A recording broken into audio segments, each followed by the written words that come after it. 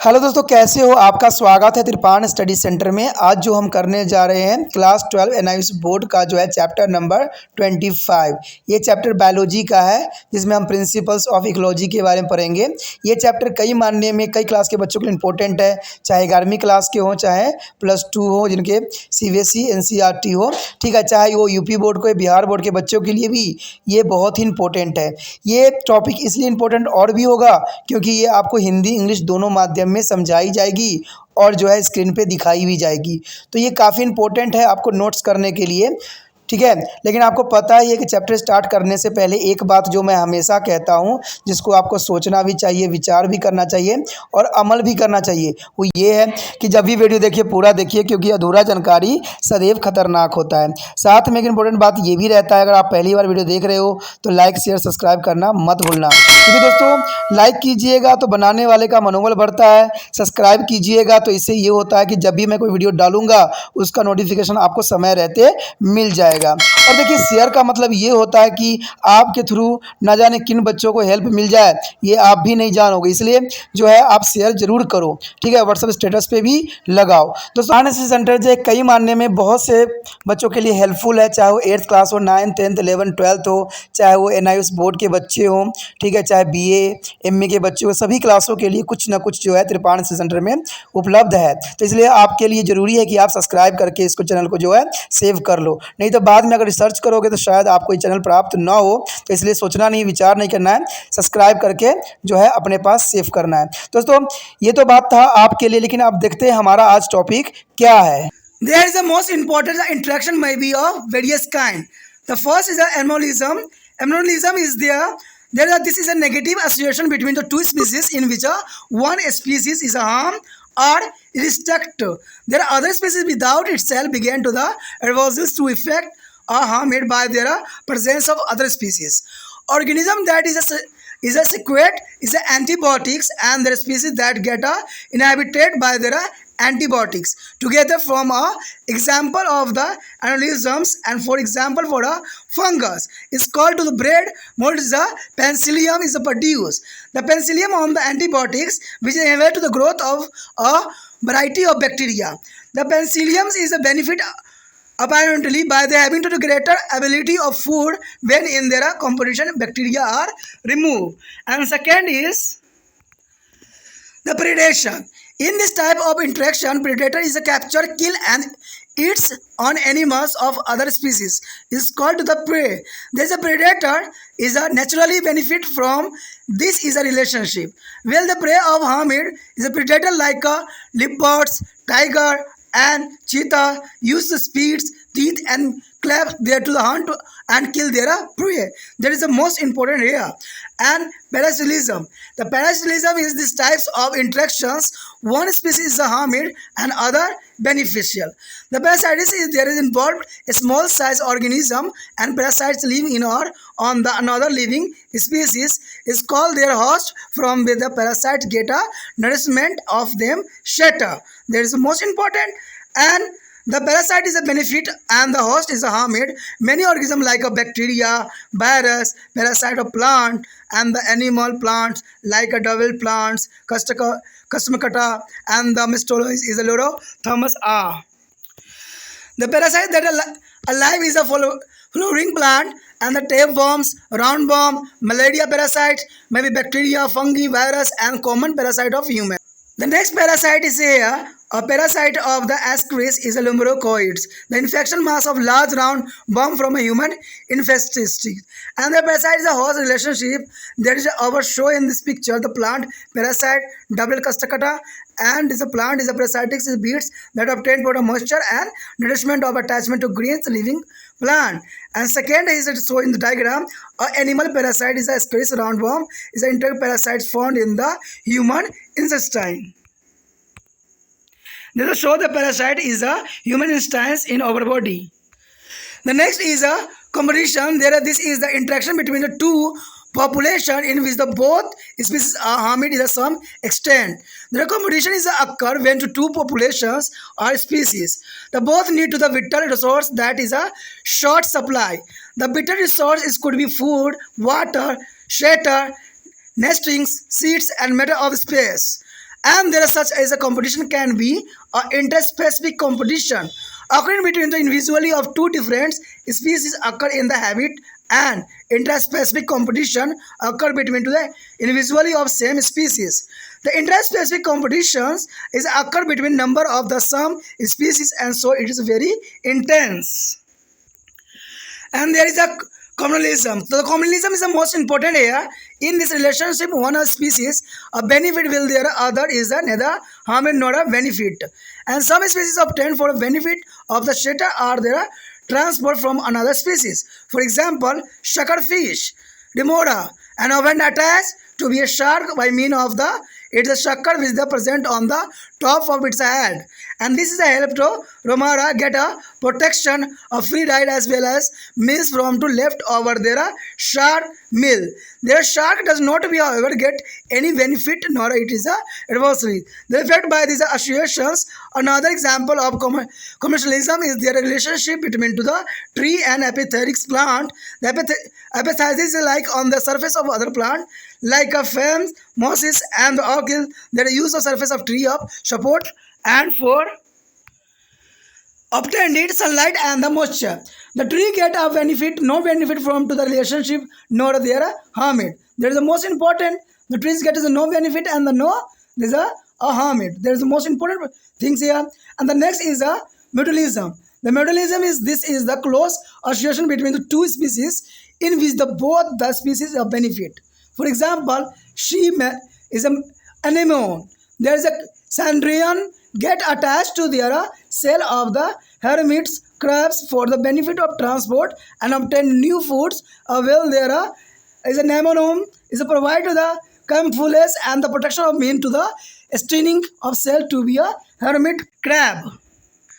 These are here show there the mutualism. The mutualism in the two species. This is a close association between the two species in which the both the species benefit. For example, the sea anemones and sandrians get attached to their cell of hermit crabs for the benefit of transport and obtaining of new foods. Well, their anemones is provided to the camouflages and the protection by means of string cells to be hermit crab. They are showing this diagram. Their hermit crabs. There is the most important figure here. However, the some example of the mutualism are such that is the interaction between species can no longer live without each other. They depend totally on each other for the survive. Such a close association are the termed symbiosis.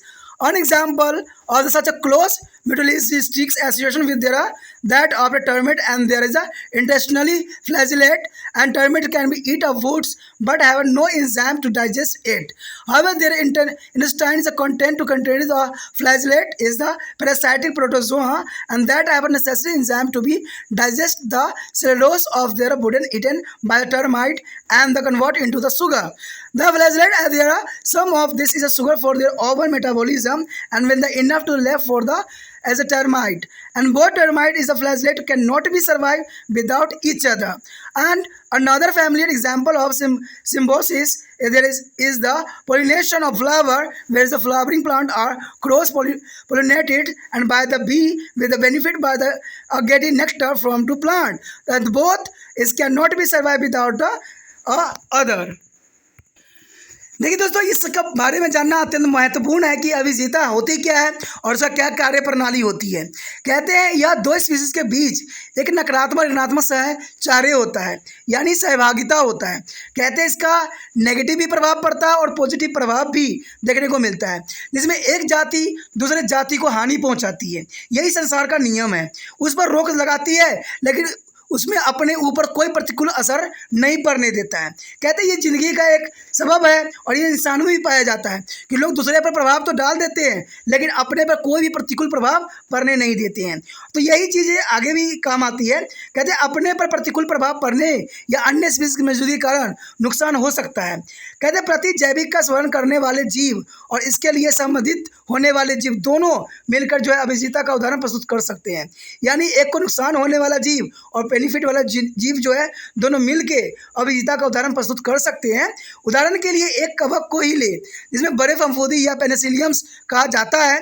यह कवक Penicillium नामक प्रतिजैविक उत्पन्न करती है जो कई प्रकार के जीवाणुओं की वृद्धि को संदीप्त करता है यानी रोकती है। इसे इसका प्रत्यक्ष लाभ भी होता है और जो है जीवाणुओं के प्रति स्पर्शता को हटा भी जाने के कारण पेनिसिलिन को अपने लिए अधिक मात्रा में खाद्य पदार्थ उपलब्ध भी हो जाता है। तो देखिए कितना इंपॉर्टेंट बात रह गया, पेनिसिलिन का एग्जाम्पल लिया गया है कि पेनिसिलिन जो है एक एंटीबॉडी की तरह काम भी करता है और ये अपना जब जो उपयोग करता है वो उसको भोजन के लिए भी पर्याप्त होता है। यानी दोनों में जो है अभिजीता यानी दोनों का प्रतियुक्त लगा रहता है। दूसरी बात हमारे समक्ष आता है परभक्षण। देखिए परभक्षण इस प्रकार की पारंपरिक क्रियाओं में परभक्षी अपने से विभिन्न जाति के प्राणी जिसे शिकार कहा जाता है को पकड़ता है और मारता और खाता है, क्योंकि ये तो परभक्षियों का काम होता है। इस संबंध में परभक्षी को सहज रूप से लाभ पहुंचता है जबकि शिकार को सदैव नुकसान ही होता है क्योंकि शिकार को अपना जान गंवाना पड़ता है। कहते हैं तेंदुआ, बाघ और चीता जैसे परभक्षी तेज गति, दांत और जो है नखून पंजों का प्रयोग करके शिकार का आखेट करने के लिए करते हैं, उसे मार देते हैं। कहते हैं कुदरत ने उनको इसी प्रकार बनाया भी है उनको आखेट करे और उनको जो है अपने तेज नखून से और तेज दांतों से जो है ख़त्म कर दे। तो ये तो उनका एक प्राकृतिक नेचर है। अगर यही बात हम देखें परजीविता के लिए तो परजीविता इस अनुक्रिया में एक जाति को हानि होती है और दूसरे जाति को लाभ होती है। कहते हैं परजीविता छोटे आकार के जीवों या परजीवियों में होने वाली क्रियाएं होती है जो दूसरे जातियों के अंदर या उस पर जीवित रहते हैं। परजीविता जिसके अंदर या जिस पर रहते हैं उसे परपोषी कहा जाता है। जैसे कि परजीविता को अपना पोषण प्रायः आश्रय भी मिल जाता है। इसमें अमरबेल सबसे अच्छा एग्जाम्पल है जो आपको पता है कि पेड़ के ऊपर जो है पौधे के बनाए हुआ भोजन को ग्रहण करके अपना जीवन यापन करता है। इसमें पौधों को हानि होता है और जो अमरबेल होता है उसको पोषण प्राप्त होती है। यानी एक जाति को हानि हो रही होती है तो दूसरे जाति को इससे लाभ होता है। कहते हैं यहाँ परजीवी लाभांतरित होते हैं और परपोषी को हानि होता है। बहुत से जीव जैसे जीवाणु और विषाणु पौधे चित्र और आपको दिखाया भी गया है। जैसे आपको पता है कि अमरबेल जो है पादप यानी कटमकुटा जो होती है, ठीक है, और मिस्टोमा लेडेंथर परजीवी पादप जो पुष्पों के पादपों पर जीवन यापन करते हैं। इसमें फीता कुंभी, गोल कुंभी, मलेरिया परजीवी, अनेकों जीवाणु, कवक और विषाणु मानव के परजीवी, ये सारे के सारे एग्जाम्पल हैं जो दूसरे जीवों पे आश्रित होते हैं और दूसरे जीवों को नुकसान पहुंचाते हैं। सिंपल अगर आप देखो तो आपको पता है कि हमारे पेट में कीड़े जो होते हैं वो हमें नुकसान पहुंचाते हैं और हमारे न्यूट्रिशन को भी खाते हैं और हमें कमज़ोर भी करते हैं। दूसरी बात लिया जाए मलेरिया परजीवी की। मलेरिया परजीवी हमसे खून भी पीते हैं और अपने बच्चे को हमारे अंदर इंसेक्ट भी कर देते हैं जिसकी वजह से क्या होता है, हमें मलेरिया हो जाता है। तो कहते हैं हमें नुकसान भी दे रहे होते हैं और वो अपना जो है मुनाफा करते हैं। तो ये सारे एग्जाम्पल है, लेकिन देखते हैं हमारे यहाँ पर चित्र से भी आप समझ सकते हो। यहाँ पर आपको दो चित्र दिखाया गया है। एक जो चित्र है अमरबेल एक झाड़ी पर जो है परजीवी पादप के रूप में वृद्धि करता हुआ दिखाया गया है जो कि पौधों के पत्तियों से अपने न्यूट्रिशन लेके जो है वृद्धि करता है। इसका जड़ कहीं भी अटैच नहीं होता, ये धरती से कभी भी अटैच नहीं रहता। ये पौधे के ऊपर जो पौधे भोजन बनाते हैं उसको खा के अपना जीवन यापन करता है और पौधों को नुकसान पहुँचाता है और अपने आप को आगे बढ़ाता है। दूसरा आप देख सकते हो कि अमरबेल बिना पत्ते वाला पादप घास वृक्ष के पत्तों पर रहने वाला दिखाया गया है जो कि सिंपल दिखाया गया है। तो ये भी एक इम्पोर्टेंट हो सकता है जिसे हम ग्रास ट्री भी कहते हैं। उसके बाद आपके समक्ष ये कीट से तो आपको पहचान ही होगा कि ये कीट जो होता है एस्केरियस लोबेकिडियस का असंक्रमण मानव ग्रानी प्रांत वाले गोलकुम्मी है। ये जो है इंसानों के आंतड़ियों में पाया जाता है, आंत में पाया जाता है। तो ये कीड़े से तो आप भली बातें परिचित ही होंगे। इसी वजह से बच्चों को जो होता है हर 6 महीने के बाद दवाई दी जाती है कि बच्चों में ये कीड़ा ना पनपे, क्योंकि ये कीड़े जो होते हैं बच्चों के खून को पीते रहते हैं और अपना जीवन यापन करते हैं। उसके बाद है सपस्ता। देखिए प्रतियोगिता का अर्थ यही होता है कंपटीशन। कहते हैं ये दो समुदाय के बीच में क्रियाएं हैं जिसमें कुछ हद तक दोनों को हानि ही होती है। जब दो समुदाय स्पीसीज को किसी ऐसे अनिवार्य संसाधन की जरूरत होती है जो कम मात्रा में उपलब्ध होते हैं तो उनके पाने के लिए दोनों के बीच हमेशा ही संघर्ष होता है। ठीक है, मान लीजिए एक वस्तु है लेकिन उसके पाने वाला दो है तो आप दोनों में संघर्ष तो होगा ही होगा, जो जीतेगा वो उसको प्राप्त करेगा। तो ये संघर्ष को हम प्रतियोगिता के नाम देते हैं। यह अनिवार्य जो है संसाधन खाद्य, जल, आश्रय, विश्राम स्थल और जो संगम साथी या स्थान हो सकता है। ऐसे अवस्था को निम्न प्रकार के हो सकते हैं जैसे कि यहाँ पर कुछ बताए गए हैं। पहला तो हमारा आता है अंतरजातीय प्रतियोगिता। देखिए, यहाँ किसी एक आवास के भी दो विभिन्न जातियों के बीच होने वाले स्पष्टता होती है। यहाँ कहा जाता है कि अंतरजातीय प्रतियोगिता पर एक ही जाति के विशिष्ट के बीच होने वाले स्पष्टता होती है। इसमें एक ही जाति की होती है। मान लीजिए एक चूहा है और दो बिल्ली खाने वाला है, तो दोनों आपस में लड़ेगी और लड़ने की वजह से क्या होगा, चूहा भाग जाएगा। चाहे आपने एक बिल्ली की कहानी और बंदर की कहानी तो सुना ही होगा, उसमें एक रोटी के लिए दो बिल्लियाँ आपस में लड़ रही होती है, तो बंदर आ जाता है और बंदर जो है सारा फायदा उठा के चला जाता है। तो यही बात आ जाती है कि यहाँ पर दो जो है अंतर जातियों में संघर्ष होती है, तो तीसरा जो है फायदा उठा के जाता है। तो यही काफ़ी तीव्र या प्रचंड भी हो सकती है, यानी घातक भी सिद्ध हो सकती है। उसके बाद है सहभोजिता। देखिए, सहभोजिता क्या है? सहभोजिता जो होती है दोस्तों, इस प्रकार के जो है संबंध में एक जाति को तो लाभ मिलती है, जबकि दूसरी जाति को लाभ और होता है और ना ही हानि होती है। यानी एक जाति को लाभ ही लाभ होता है और दूसरी जाति को ना तो लाभ होता है और न ही हानि होती है। कुछ जाति अन्य जाति के आश्रय परिवर्तन या एक स्थान से दूसरे स्थान पर आने जाने का लाभ पड़ती है। उदाहरण के लिए हम चुचक मछली या रोमारा को ले, जो कि अपने शीर्ष के शिखर पर मौजूद चुस्कों के द्वारा प्रायः शाक नामक मछली से चिपक जाता है और इससे रोमों के संरक्ष जो है मुक्त की सवारी के साथ साथ शार्क के भोजन से भी बचा हुआ भोजन भी मिल जाता है। तो देखिए, कितना इंपॉर्टेंट बात बताई गई है यहाँ पर इसके लिए। यानी यहाँ पर जो रोमोरा है, रोमोरा जो एक बहुत ही विशेष प्रकार के फिश होती है, जो कि क्या करती है, शार्क के शरीर में चिपक जाती है। अब शार्क के शरीर में चिपक के ही रहेगी तो शार्क से खाने से भी बच जाएगी और जो शार्क खाना खाएगा उससे जो मिला हुआ कुछ पदार्थ होगा वो भी उसको मिल जाएगा। तो देखिए, इसमें क्या हुआ कि इसमें ना तो शार्क को हानि हुई ना उस मछली को हानि हुई, दोनों के दोनों अपना जीवन यापन कर लिए। तो इसे जो रोमाना ने एक बहुत अच्छा यहाँ उदाहरण प्रस्तुत किया है। अगर दूसरी ओर शार्क को इसे कोई लाभ नहीं मिलता है और न ही इस प्रकार का सचारे से शार्क पर कोई प्रतिकूल प्रभाव भी पड़ता है। तो इसे सहभोजिता का दूसरा उदाहरण वृक्षों में अंतरपादपीय पौधे के बीच संबंध, यानी अधिपादप जो है अन्य पौधे जैसे फर्न, मांस और शैकड़ों की सतह पर रहते हैं और विषयों की सतह पर जो है उपयोग आलंबन तथा सूर्य के प्रकाश और नमी प्राप्त करते हैं के लिए करते हैं। इस संबंध में वृक्ष को कोई लाभ तो नहीं मिलती है और न ही उसे कोई हानि पहुंचती है। तो ये तो है सहभागिता। उसके पश्चात आता है सहपकारिता। देखिए, सहपकारिता मतलब होता है किसी में उपकार करना, यानी मेयोलॉजिज्म। यह दो जातियों के बीच का एक निकट घना सहचार्य होता है जिसमें दोनों को लाभ मिलती है। उदाहरण के लिए समुद्री अगर एनोमोना और एक एनोडेरिया प्राणी को ले, तो ये साधु हेरमिट केकड़ों के कवच से चिपक कर परिवहन और अन्य खाद्य पदार्थ को लाभ उठाता है, जबकि समुद्री एनोफिलन साधु केकड़ा और स्मलमार जो है प्रदान करता है तथा ये दशकारी यानी डंक मारने वाली कोशिकाओं द्वारा संरक्षण भी रहता है, जैसे कि आपको यहाँ पर दिखाया भी गया है चित्र में। देखिए, ये दोनों ही जो है एक दूसरे के लिए सदैव लाभांतरित करते हैं और दोनों को इससे लाभ पहुँचता है। इसमें जो है एनिमोना और जो नाडोरिया प्राणी जो दोनों के दोनों जो है बहुत काफ़ी चिपक के रहते हैं और अपना जो है भोजन प्राप्त करते हैं। इनसे दोनों को कोई किसी प्रकार की हानि नहीं होती है। तो इसी को हम सहकारिता कहते हैं। सहकारिता में और भी बात होती है कि देखिए, यहाँ पर बताया गया है कि फिर भी सहकारिता कुछ ऐसे उदाहरण हैं जहाँ अन्य क्रिया करने वाली जाति एक दूसरे के बिना जीवित नहीं रह सकती है, क्योंकि जीवित रहने के लिए भी एक दूसरे पर ही पूर्ण रूप से निर्भर होते हैं। और इस प्रकार के निकट जो है सहकारिता सहचार्य का एक उदाहरण भी है। कहते हैं, दीमक और उनके आंतों में रहने वाले कशाभी प्राणी का दीमक लकड़ी जा सकती है, लेकिन लकड़ी को पचाने के लिए उनके पास कोई प्रक्रिया एंजाइम नहीं होता है। ये तो आपको पता होना चाहिए कि दीमक जो होती है उसके पास कोई एंजाइम नहीं होता अपने जो है लकड़ को पचाने के लिए, परंतु उनके हाथों में कुछ अक्षाभी प्रोसिस्ट जो प्राणी होते हैं जिसे दीमक द्वारा खाई गई लकड़ी को पचाने के लिए आवश्यक कविक होते हैं, जो उसे सकरा में बदल देते हैं। कशाम्भी प्राणी इसमें से कुछ शकरा का उपयोग करते हैं, अपाचय के लिए करते हैं और शकरा की पर्याप्त मात्रा दीमक के लिए छोड़ देते हैं। और दीमक जो है कशाम्भी दोनों ही को प्राणी एक दूसरे के बिना जीवित नहीं रह सकते।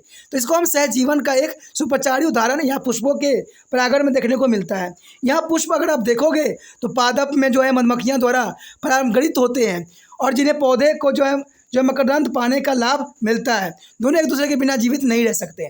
तो साफ शब्दों में अगर देखा जाए तो आपको पता है कि मधुमक्खियाँ जो होती है फूलों में से परागकण चूसती है, लेकिन चूसती तो है, उसको देखिए नुकसान तो दे रही है लेकिन फ़ायदा भी दे रही है। फ़ायदा दे रही है कि अगर जो मधुमक्खियाँ के पैरों में जो परागण कण होंगे या उसके पास लाया गया परागण कण होगा वो पौधों को मिलेगा और पौधा जो होगा फर्टिलाइज होगा और फल में कन्वर्ट होगा। तो दोनों को ये यहाँ पर काफ़ी बेनिफिट मिलता है। तो ये सारे उदाहरण जो है काफ़ी अच्छा है। और सबसे अच्छा तो था दीमक का, जिसमें कसाम्बी नाम के जीव होता है उसके आंतड़ियों में, जो पचा देता है भोजन को, और वो जो है उसको दीमक को भी लाभ मिलता है और कसाम्बी को भी लाभ मिलता है। इसी के साथ जो है दोस्तों हमारा टॉपिक आज खत्म हो रहा है।